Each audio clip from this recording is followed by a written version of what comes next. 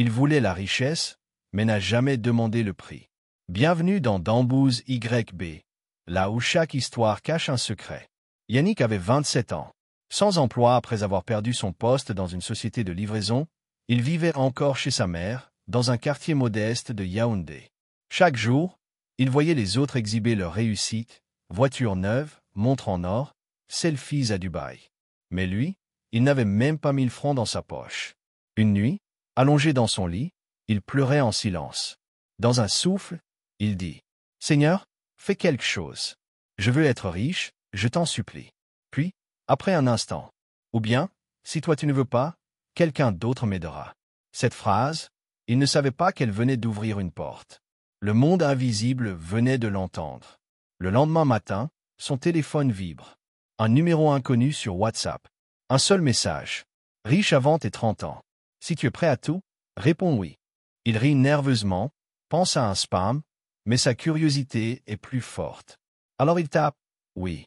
Une minute plus tard, un deuxième message, un numéro camerounais, une adresse, un mot.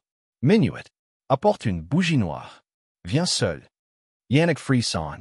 Mais il pense à sa pauvreté, à sa mère fatiguée, à ses chaussures trouées, à tous ses rêves écrasés. Même si c'est dangereux, murmure-t-il, je n'ai plus rien à perdre. À 23h45, il sort discrètement de la maison. Capuche sur la tête, bougie noire achetée au marché dans la poche, il rejoint l'adresse. Une maison abandonnée derrière un vieux cimetière. Porte entr'ouverte. Odeur étrange. À l'intérieur, tout est noir, sauf une pièce éclairée de bougies rouges. Yannick tremble, mais avance. Quand il pousse la porte, il découvre un vieil homme assis sur une natte noire, vêtu de blanc, les yeux fermés, point sans même le regarder. L'homme dit « Tu veux devenir riche avant 30 ans ?» Yannick sursautait. Il n'a pas parlé, mais l'homme semble lire dans ses pensées. « Tu n'auras pas besoin de vendre ton sang. Ni ton âme, poursuit-il. Mais chaque flamme que tu souffleras éteindra une autre vie. » Yannick te glottait. Une autre vie? Quelle vie? Qui? Le vieil homme tend la main. Une bougie noire apparaît. À chaque réussite, une bougie s'éteindra. Et chaque bougie éteinte, c'est quelqu'un autour de toi qui partira. Tu ne choisiras pas. Tu ne sauras jamais qui. Mais tu auras tout ce que tu veux. Yannick hésite. Il pense à sa mère, à ses amis, mais aussi à ses rêves. Et si je refuse? Le vieillard ouvre les yeux, brillant d'une étrange lumière. Tu es déjà ici. Tu as dit oui. Il n'y a plus de retour. Il place la bougie dans les mains de Yannick. Fais ton vœu, allume-la, et regarde ta vie changer. Yannick ferme les yeux. Il pense à l'argent, à une maison, une voiture, un compte bien rempli. Puis il allume la bougie. La flamme jaillit, vive, presque surnaturelle. L'homme disparaît. La pièce s'éteint. Et soudain, Yannick se retrouve dehors, seul, la bougie encore allumée dans la main. Son téléphone vibre.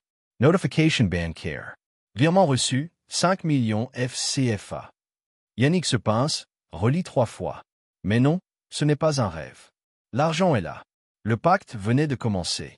À partir de là, la spirale infernale se met en place. Richesse, contrat, luxe, mais chaque nuit, une bougie s'allume et s'éteint, emportant une vie. Maïssa, sa cousine bien-aimée. Puis d'autres proches. Puis la sœur de son meilleur ami. Yannick devient millionnaire, mais chaque succès lui arrache quelqu'un qu'il aime. Jusqu'au jour où la vérité éclate, il reste une dernière cible. La sœur jumelle de Maïssa, que tout le monde croyait morte. Et après elle, ce sera lui. Alors Yannick court. Vers les marabouts, vers les églises, vers Dieu. Le pacte le rattrape, les ombres l'étouffent, mais un vieil homme de foi lui tend une ultime chance, renoncer à tout et confesser ses péchés devant Dieu. Dans une nuit d'horreur, entre convulsions et délivrance, Yannick crie, se brise, avoue. Et enfin, il est libéré. Mais devant lui, une dernière bougie noire reste allumée. Pas Dieu, mais lui seul peut choisir de la souffler. Yannick prend la bougie. Et pour la première fois, au lieu de souffler, il la brise. Cette fois, personne ne meurt. Au contraire, un message arrive. Maman est réveillée. Son cœur va bien. Yannick fond en larmes. Il avait tout perdu, mais il avait retrouvé la paix. Aujourd'hui, il vit modestement. Plus de voitures de luxe ni de millions en banque. Mais il témoigne. Dans les écoles, dans les églises, il répète. Rien n'est gratuit dans ce monde. Tout ce qui ne vient pas de Dieu finit par coûter plus cher que la vie. Dieu donne à son temps, et ce qu'il donne ne tue jamais. Le diable promet la vitesse, mais ses raccourcis mènent toujours à la tombe. Je voulais être riche avant 30 ans, mais le vrai miracle, c'est d'être libre et en paix.